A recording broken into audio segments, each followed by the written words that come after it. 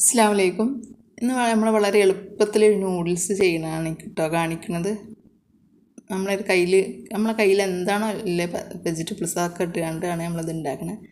ഒരു കടായിൽ ആവശ്യത്തിന് ഇത് വേവല്ല വെള്ളം വെച്ചിട്ട് അതിലേക്ക് നമുക്ക് ആവശ്യത്തിനുള്ള പൊടി ഇട്ട് കൊടുക്കുക.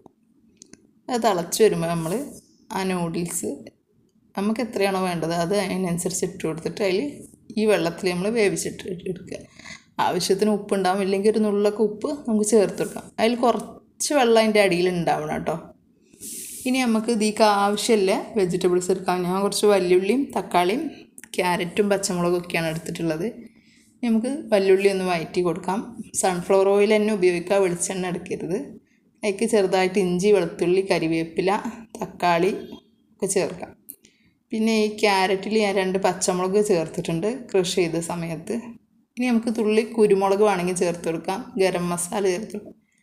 ഈ സമയത്ത് നമ്മളെ കയ്യിലില്ല വെജിറ്റബിൾസൊക്കെ നമുക്ക് ചേർത്ത് കൊടുക്കാം കേട്ടോ. ഇനി ഞാൻ ഈ വേവിച്ച് വെച്ച നൂഡിൽസ് അതിലേക്ക് ചേർത്ത് നല്ലോണം മിക്സ് ചെയ്തെടുക്കുക.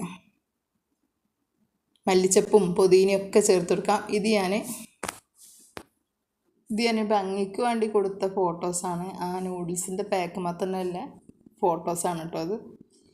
ഇനി നിങ്ങൾക്ക് എന്തായാലും ഇഷ്ടപ്പെടും. എല്ലാം നമ്മളെ മക്കൾക്കൊക്കെ നൂഡിൽസ് എങ്ങനെ കൊടുത്താലും അവർ കഴിക്കും. അപ്പോൾ ഒന്ന് ഉണ്ടാക്കി നോക്കുക, ഫീഡ്ബാക്ക് അറിയിക്കുക. അസ്സലാമു അലൈക്കും.